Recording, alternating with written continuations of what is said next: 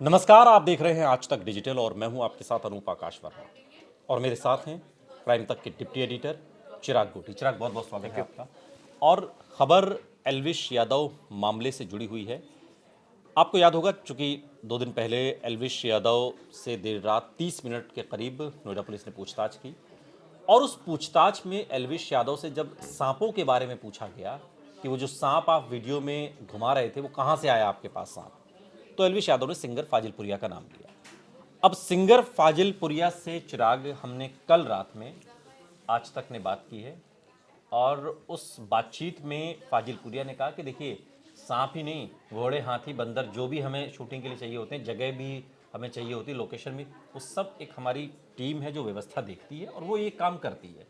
तो वो उस सांप में वो दांत टूटे हुए सांप जिनमें जहर नहीं होता वो वही लेकर आते, सारी चीजें वो करती ठीक है, है, एक शूट का हिस्सा होता है। वो करती है। लेकिन इस बीच एक और चीज हुई है। दिल्ली से 700 750 किलोमीटर दूर सुल्तानपुर में कल राम भद्राचार्य के कार्यक्रम में पूर्व केंद्रीय मंत्री और बीजेपी की मौजूदा सांसद सुल्तानपुर से मेनका गांधी जी पहुंची थी। वहां पर जो हमारे रिपोर्टर हैं महेश, उन्होंने मेनका गांधी से एल्विश यादव के संदर्भ में एक सवाल किया।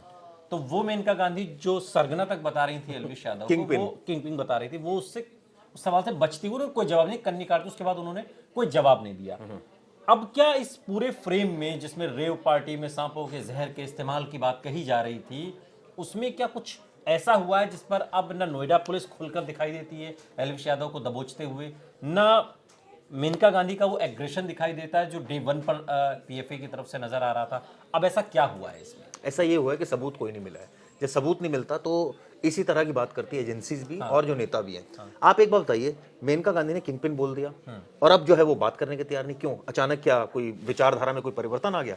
जवाब देना पड़ेगा मेनका गांधी को। केंद्रीय मंत्री हैं और बीजेपी में पूर्व केंद्रीय मंत्री और बीजेपी में बड़ा ऊंचा पद होल्ड करती हैं। कहने का मतलब है किसी को बिना जांच के इस तरह से बोल देना ये ठीक नहीं है। दूसरी बात, जहां तक आपने फाजिलपुरिया की, उसने भी क्लियर कर दिया कि भाई हम तो ये हम अरेंज नहीं करते, हमारी टीम है जो करती है। अब पुलिस पूछ ले उनसे। सवाल यह है कि क्या दोनों मामलों का कनेक्शन है, जो 6 महीने पहले एक शूट हुआ और जो अब मिले? अब के तो साफ है, 5 लोग थे, 5 लोगों का रोल क्लियर हो गया। राहुल यादव किंगपिन था, ये क्लियर हो गया। अब तो जहर भी पकड़ा गया, सांप भी पकड़े गए। सांप पकड़े नहीं गए तो सांप छोड़ भी दिए गए, वो छोड़ दिए गए फॉरेस्ट डिपार्टमेंट में चले। कहने का मतलब ये है कि इस पूरे मामले में एक चीज बहुत साफ है अनूप, सबूत नहीं है और इसीलिए आज तक की जो मुहिम है हम उसके साथ खड़े हैं। लोग कह रहे हैं आपकी चैनल जो है बड़ा सपोर्ट कर रहा है, एल्विश यादव प्रवक्ता बन रहा है। सवाल ये है, सपोर्ट या विरोध करें, हम ना तो सपोर्टर है ना किसी के विरोध है, हम तो सच बोल रहे हैं ना। खबर है वो खबर सही तरीके से आप तक पहुंचनी चाहिए। जो पक्ष है, जो पहले एग्रेशन के साथ बात रख रहे थे कि एल्विश यादव सरगना है, किंगपिन है, सांपों के जहर का रेव पार्टी में इस्तेमाल करता है, उनकी चुप्पी पर भी सवाल है। और ये सवाल इसीलिए है क्योंकि कल महेश ने जो सवाल पूछा, हमारे जो सुल्तानपुर के रिपोर्टर हैं, उन्होंने मेनका गांधी से यही सवाल पूछा कि एल्विश यादव मामले में 30 मिनट पूछा। उन्होंने बिल्कुल, आप बॉडी लैंग्वेज अगर मेनका गांधी की देखेंगे तो उन्होंने कोई जवाब नहीं दिया और मेनका जी उस जवाब से बचते हुए फिर उसके बाद वो आगे बढ़ गई। यही तस्वीर नोएडा पुलिस की भी है। नोएडा पुलिस ने जिस मुस्तैदी के साथ एफआईआर में नाम डाला था और लग रहा था 3 राज्यों की पुलिस तलाश कर रही है, यहाँ वहाँ चारों जगह छापेमारी हो रही है, फिर कोटा में कहीं जाते वक्त पकड़ा गया तो लगा अरे धर दबोच लिया गया, बाद में छोड़ दिया गया। तो ऐसा लग रहा था जैसे कि 7 मुल्कों की पुलिस खोज रही है। और वही एल्विश यादव जब 30 आता है तो 30 मिनट पूछताछ होती है और उसके बाद छोड़ दिया जाता है कि ठीक है, आपको आगे जब जरूरत होगी तो बुलाएंगे। सबूत कुछ यहाँ भी इनके पास भी नहीं है। तो पीएफए ने क्या दिखाया, किसके आधार पर हुआ ये सब कुछ? ये तो पीएफए बताएगी उसने ऐसा क्या दिखा दिया और उस एसएचओ को ऐसा क्या दिखा दिया, जो एसएचओ और पीएफए में क्या साठगांठ थी और उस थाने की, मैं तो कह रहा हूँ पीएफए से क्या साठगांठ थी, वो तो क्लियर कट बताए। अब इस पर भी जांच होनी चाहिए कि भाई हमने भी उनको फोन किया ना भी हो, हम 60 गांठ शब्द को अगर पीछे भी छोड़ दें तो पीएफए ने ऐसा क्या दिखा दिया जो एल्विश यादव का नाम एफआईआर में आ गया और पूरा सारी पुलिस लग गई तलाशने? बताना पड़ेगा ना, ये बिल्कुल बताना पड़ेगा और बताना चाहिए। या फिर जो दिया था बाद में जब जांच सही तरीके से हुई, जो आप बार बार जिक्र करते हैं कि सही तरीके से ऐसे जांच होनी चाहिए थी जैसी अब हो रही है, डे 1 पर नहीं हुई थी। तो अब जब सही तरीके से जांच हुई तो पता चला नहीं वो जो दिखाए गए थे दरअसल उनमें दम नहीं था। बात उतनी गंभीरता के साथ में एल्विश यादव के साथ नहीं जुड़ती है। हाँ, ये जो 5 पकड़े गए इन पर इनको कसते हैं, इनको दबाते हैं। लोग ये कह रहे हैं सोशल मीडिया पर कि जी एल्विश यादव बीजेपी का आदमी है, ऐसी बातें कर रहे हैं। और देखिए अब प्रेशर गया है, खट्टर साहब के बड़े क्लोज है वो, और उन्होंने योगी जी को फोन किया है ऐसी बातें चल रही है सोशल मीडिया पर कि वहां से प्रेशर हुआ और अब देखिए सारा मामला मैनेज हो गया। मतलब वो इन्वॉल्व थे लेकिन अब प्रेशर हो गया। सच्चाई ये है कि डे वन से क्लियर था कि कोई इन्वॉल्वमेंट नहीं थी और अभी तक के सबूत ये इशारा कर रहे हैं कोई इन्वॉल्वमेंट नहीं है। अगर होती इन्वॉल्वमेंट तो आपको क्या लग रहा है? लेकिन जांच तो भी चल रही है ना, जांच चलती तो रहेगी। खत्म नहीं देखिए हुई ना। जांच तो जब तक चलेगी। एलवीश यादव को क्लीन चिट तो नहीं मिल गई ना अभी इस पूरे क्लीन मामले चिट तो देखिए इन्वेस्टिगेशन होती है। क्लीन चिट तो उनको बुला लिया गया, पूछताछ कर ली गई और जो फैक्ट्स थे वो क्रॉस चेक करे गए। अब जो आरोपी है, आरोपियों से आमना सामना होना बाकी है, वो भी होगा।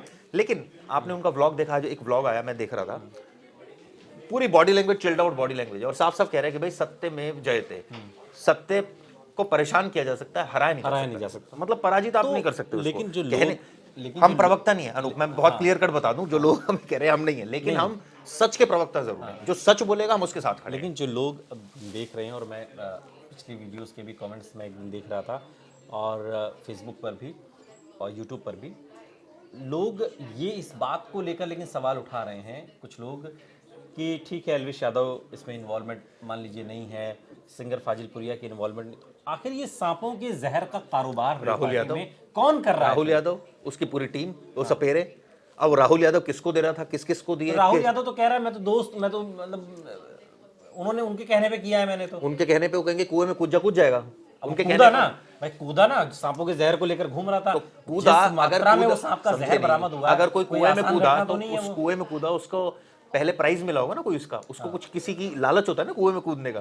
क्या लालच था बता दे, खुलकर भी बता दे कि क्या एलवीश यादव ने कोई उसको कोई पैसे दिए हो, कभी पहले की डीलिंग हुई हो दोनों के बीच में, कितनी बार फोन कॉल में, मैं तो साफ बोल रहा हूँ दोनों की, राहुल यादव और एलवीश यादव के बीच क्या कितनी बार फोन पर बात हुई, क्या वो जानता भी है? ये इसी पर मैं आ रहा था। एक चीज, एक बार उसने धर दबोचा गया रात में, इतना मैं तो नहीं हूँ जी, वो है एलवीश यादव, उसके कहने पे किया। उसके बाद क्या राहुल यादव ने कुछ और खुलासे किए क्या जांच में, पूछताछ में कुछ और बातें निकल कर सामने आई? आपको क्या लगता है कि अभी तक तो कुछ नहीं आई? तो फिर नहीं होगा। होता तो आपके पास, हमारे पास कुछ ना कुछ तो जानकारी आती। इतना तो नहीं है कि नोएडा पुलिस छिपा कर भी बैठी है और उसको अरेस्ट भी नहीं कर रही है। लेकिन ये भी तो लोग सवाल करते हैं ना, फिर एलवीश यादव का नाम क्यों, शाहरुख खान का क्यों नहीं ले लिया है? अमिताभ बच्चन ने एलवीश यादव का क्यों ले लिया? अब यही बात है, अब समझ नहीं आया क्यों ले लिया, तो वही बताएगा पहली बात। दूसरी बात मैं तो साफ साफ कह रहा हूँ, राहुल यादव का फोन रिकॉर्ड निकालो, एलवीश यादव का निकालो, बताओ भाई कितनी देर इनकी दोनों की बात हुई है, क्या रिश्ता है, कब से रिश्ता है, क्या एलवीश यादव रेव पार्टीज में जाता है, क्या वो ड्रग्स का सेवन करता है, क्या वो शराब पीता है, क्या वो इस तरह की हरकतों में शामिल है? प्रूव करो ना जी, लाओ एविडेंस। आजकल तो बहुत आसान है एविडेंस लाना, सबके फोटो, आजकल तो फोटो का दौर है, एक मिनट बंदा फोटो खींचता है। टेक्नोलॉजी के जमाने में नोएडा पुलिस के हाथ कहाँ कमजोर दिखाई दे, कमजोर नहीं मिल रहे? मैं बताता हूँ क्यों नहीं मिल रहा, क्योंकि अब कुछ होगा ही नहीं तो मिलेगा क्या? कुछ होगा तभी तो कुछ दिखाई देगा। कहने का मतलब ये, देखिए पहले पार्टीज हम किसी के पर्सनल नहीं कर सकते, वो कितनी पार्टीज कर रहा है, क्या कर रहा है। कई लोग करते हैं पार्टीज, कई लोग ड्रिंक भी करते हैं, कई लोग ड्रग्स भी लेते हैं, लेकिन जब तक अनटिल सबूत ना हो तब तक अनूप किसी के बारे में ऐसा बोलना मुझे लगता है बचकाना होगा। और यही शायद इस केस में हुआ, सेलिब्रिटी को एक परेशान किया गया। अच्छा, एक छोटा सा संक्षेप में जवाब, क्या पीएफए ने भी मेनका गांधी जी को गलत रिपोर्ट दे दी जो पहले का? ऐसा लग रहा है क्योंकि वो खुद तो गई नहीं जांच करने। अब जो पीएफए के जो, अब मेनका जी को भी समझ में आ गया कि नहीं यार, कुछ इन्होंने भी, पीएफए ने भी बात को थोड़ा सा ज्यादा बढ़ा चढ़ा। पीएफए की इन्वेस्टिगेशन हो, प्रॉपर इन्वेस्टिगेशन हो पीएफए की भाई, और उस एसएचओ की कि आखिर क्या वजह थी कि मुकदमा दर्ज किया गया, क्या वजह थी कि एफआईआर में नाम आया, क्या वजह थी कि एलवीश यादव का ही नाम सबसे पहले आया। बिल्कुल निश्चित तौर पर उसने एलवीश यादव का नाम लिया था और इसी बिहाफ पर पुलिस ने इस पूरे केस को तैयार किया।